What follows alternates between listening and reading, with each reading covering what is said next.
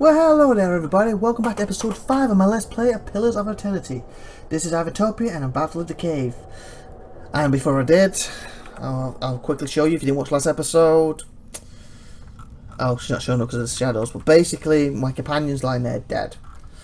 Basically I had a choice, he was collapsing, so she wanted to just leave and go.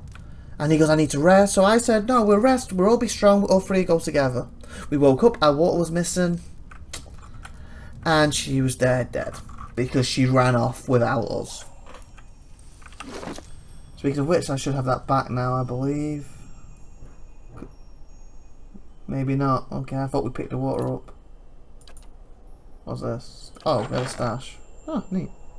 Nothing in it though. Anyway, let's leave this cave. The whole camp lost her. You can retrieve a character. Ah, it's too fast. What the fudge is that? That statue? There's something there that, you know, like Medusa put into stone. How big's this map? Oh, it's quite a small map. Literally. Not a problem. Oh, a lot of them. Older robbed man. Oh, robed, not robbed, robed. 4 figures stand before an otherworldly apparatus, an ancient structure of chiseled adra and metallic and veined, ominous and looming like a silent observer. Standing motionless in their midst is what appears to be a human body, colourless as stone or ash. The other figure gazed upon it in what might be contemplation. From your vantage point, you are well obscured from their view. Nice. Oh yeah, because we're up here. The figure closest to the machine stands out among them. A thick grey beard frames a face otherwise hidden beneath a metallic mask. His faded robes are embroidered with a runic language unlike anything you have ever seen, and he wears a strange black headdress with 2, what's that word, protrusions that jut out like the wings from some male violent creature. What on earth does that mean? Protrusions that jut. What's jut? I mean, it like sticks out, I guess. Okay. Oathbinder, bear witness, and see this man has kept his word true to his last breath, full to his blood's last drop. Guide his soul, queen that was, and regard it among your favored. Let his life by the key be his confession. Let his death by the key be his absolution. May he walk the world ever free of the crushing weight of the book.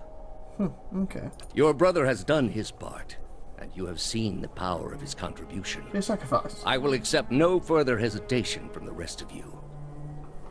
In the sight of the queen that was, will you fulfill the oath? Will you take your place beside your brother in the endless esteem of her memory that is without flaw? Step forth, and be assured of the great worth of your life's course. So they basically got altered into that, or did he just sacrifice these free, like he did to him?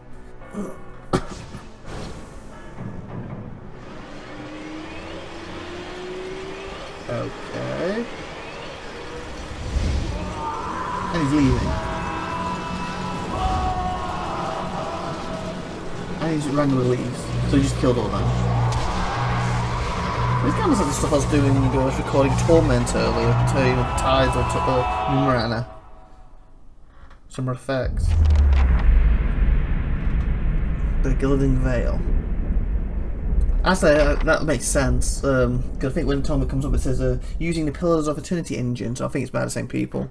For an instant, the apparatus goes quiet and the air is still. Then all at once, it erupts with a concussion. I think it's maybe the same people. I keep getting mixed up with Obsidian. Do you know people made Wasteland 2? Torment, I think, was made by these. And I think... Not Torment. Sugar. I'm messing up now. What's it called? Torment Titan Numri. I think uses this engine, but I think that's made by the people who made Wasteland. I believe. Or maybe it's made by these people. I'm Ugh. I've gone all blank on who made what. I'm going to mix it between the two. Because I'm thinking of the Tides of the Numeran is a game. And then we have Torment. No, Tyranty. Tyranty's the other game I was thinking of. Tyranty, sorry. Tyranty. It's between them I get mixed between the two companies who make what. I have to look on the later who it was. Either way, they're all quite good games. For an instance, the apparition goes quiet and the air is still. Then all at once it erupts with a concussion surge, concussious. Light floods your vision and you are knocked to the ground. Your head snaps back as you land and pain wells into the back of your skull, washing your last thoughts away to the black unconscious. Oh, sugar hit me. Instant apparently goes quiet and the air is still. Then all at once it erupts with a concussion surge. Light floods you. Oh yeah, it is hit me. You open your eyes to a different place. Another time, you stand in a circular room, grand and doomed. Its wall lined with ardent and trimmed with copper. The style is ancient, but the chamber is unweaved. At the far end, a great pillar of ardent pierces the floor. From below, its shimmering texture gives the illusion of boundless depth. Encircling the pillar is an apprentice much like the one you have just seen, but immense and multifactored and intertwined. Your thoughts are yours and not yours, and they seem to exist before you think them. And they are all questions, pressing questions, troubling questions, questions that must be answered. Oh. At the base of the pillar now, you see a man with thick grey beard in a ceremonial robe, crowned with a strange ornamental headdress. You know this man. You are walking towards him now at a pace that is hurried, while trying not to appear so. You have something you want to ask him. One question above all, and the question spins madly in your mind. Yep, they wrote into that.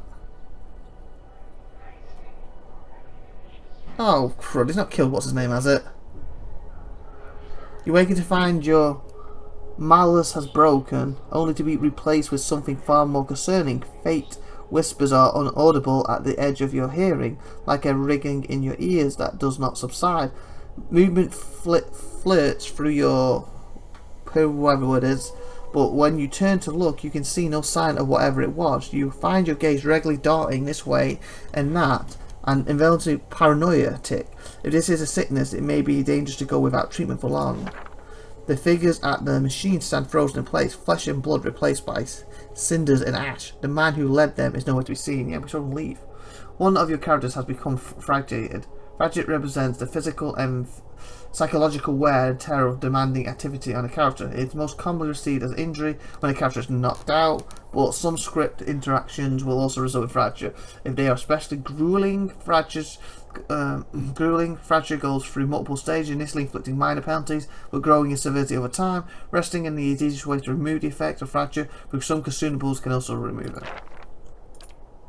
You find Herden a short distance away in a shallow lake of his own blood. His body does not Fudge, he died too! You gotta be kidding me. So I rested so he'd be okay, and now he's dead, and she died. You're alone and far from help. Gilded Valley may be your best hope of receiving treatment before things get worse.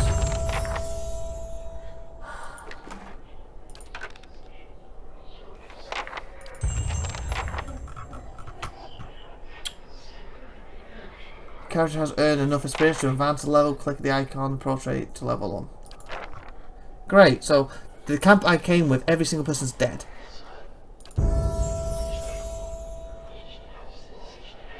And I can hear like talking in my head. It's like, what the hell? Pretty creepy that is.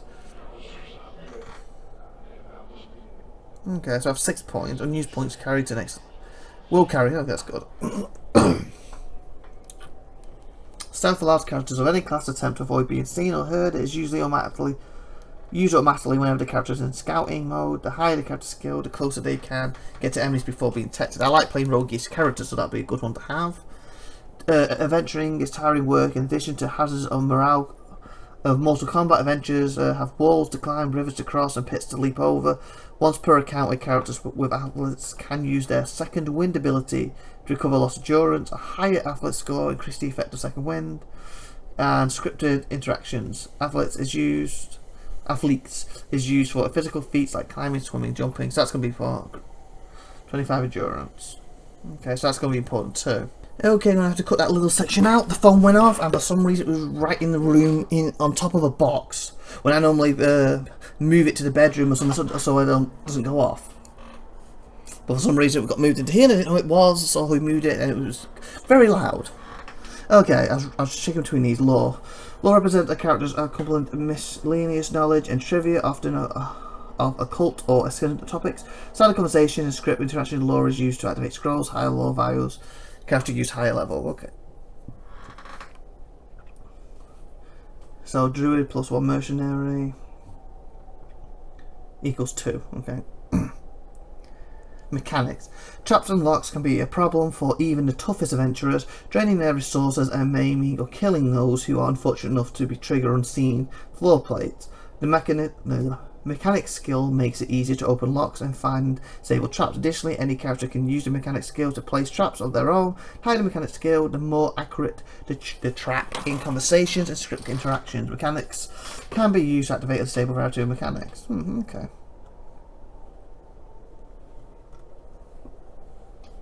And survival allows characters to choose from a variety of long-term bonuses each time they camp.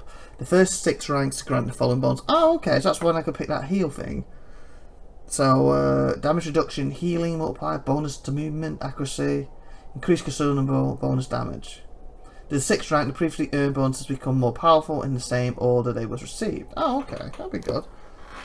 Survivor can also be used in conversations and scripted interactions to involve wildness, challenges, or special information. Okay, so everything's worth it. 1, 2, 3, 4, 5. Okay, I'm going to give 1 for everything. I think everything should be above 1, shouldn't it? And something else should... Oh, I can't go anything high with anything anyway. Okay. That kind of settles that, doesn't it? I was going to say I was going to leave 1 extras or something, but apparently I can't. Unused points carried to next level, so that's good. Ooh, class unlock. No new classes. Oh, okay. I got excited when it said that. No.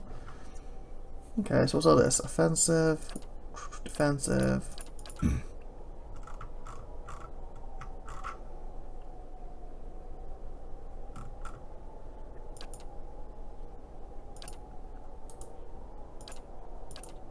Okay, so Venture, what's this stuff? Trains a character in the use of Polax, Flare Wind. Okay. Does this happen weapons? I kind of want to use a pole on what I don't have at the moment, because I threw it. Hold the line, Snake Reflexes, Bear Fortune Bills. What's this? This character becomes more fleet and nimble, increase the movement rate, and grant an offensive bonus against disagreeing attacks.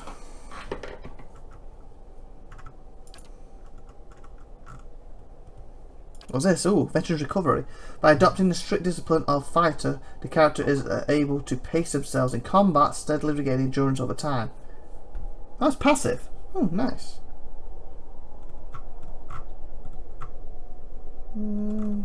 I'll go with that.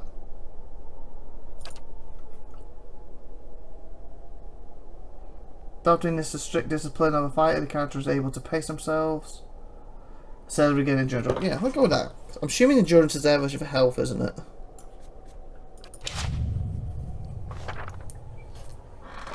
To level a character up, you may want to review their statistics on the character sheet, see the attribute skills and abilities and talents in great detail. Oh, okay. Endurance is different to health. So what does endurance do?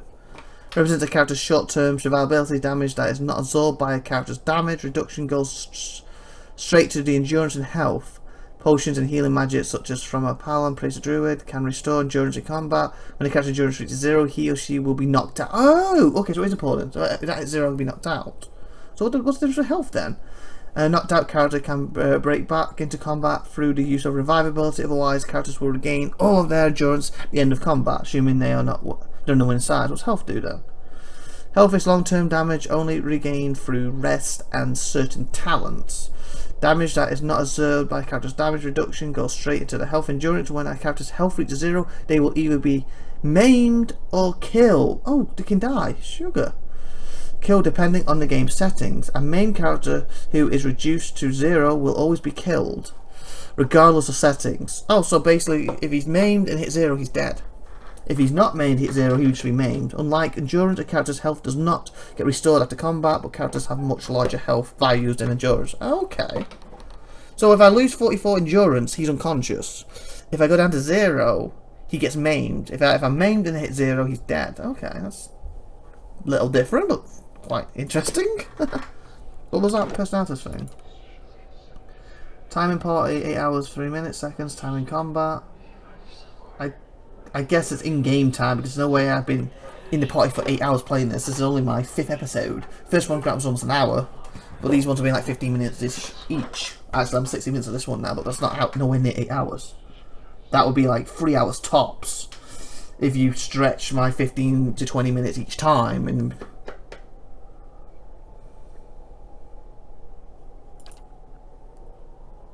very violent time. Say 1 day, 17 hours. Oh, okay.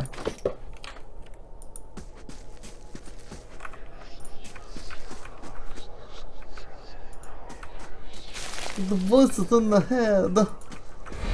Oh, sugar now, what's going on? What the fudge happened there? Ready when you are. I didn't mean to run into it. That was weird.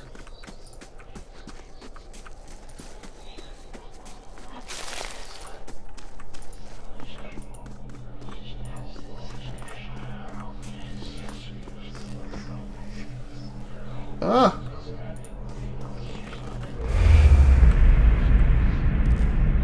Okay.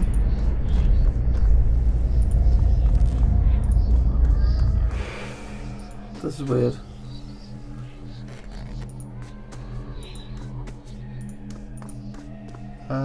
Nothing will slip past me.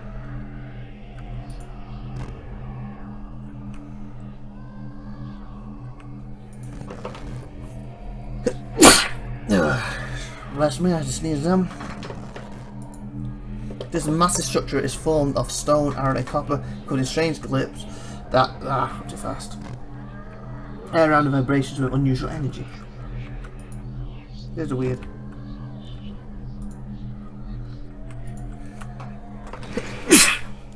Sorry, just sneezed again. Okay, before we leave this area, I am going to end the episode anyway. So let's grab that good stuff. Tune next week. This is Joe saying bye for now, everyone. Bye bye. Take care now. Bye bye.